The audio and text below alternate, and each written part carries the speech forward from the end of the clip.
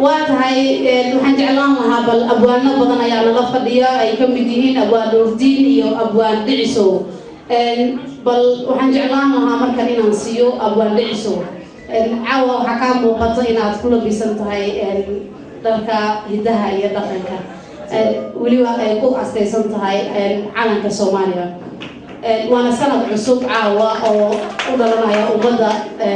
أدونك كم والله والباقي جوجان بردعسو عاوة حال بوكسو تلقى شيء ما دام أبوان تاي واحد بدنا أبعوسو عاوة سنة كان حاد كدي على سنة أنا لسه قبتها مجاجيل مكوبة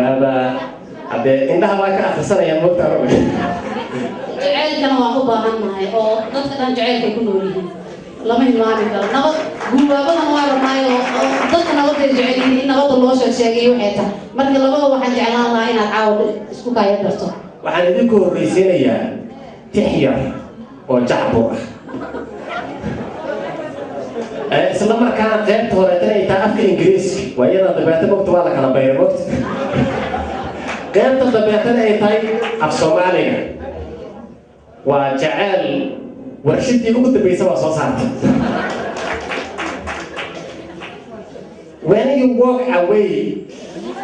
when you walk away socodka laafiyaha ku laran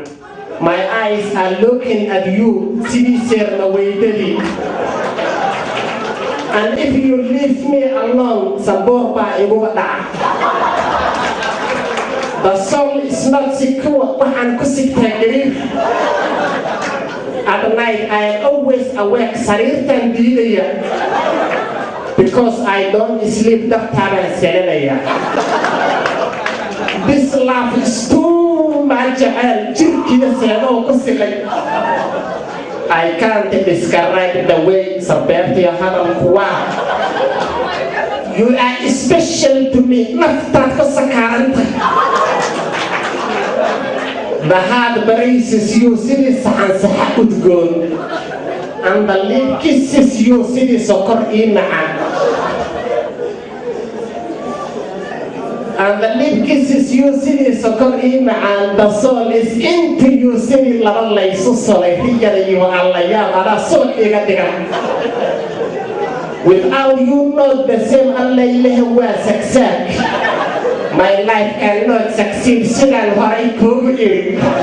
together we can achieve hadduu rabbi noo sakhiro dusay aamin belis ducad waa suubanta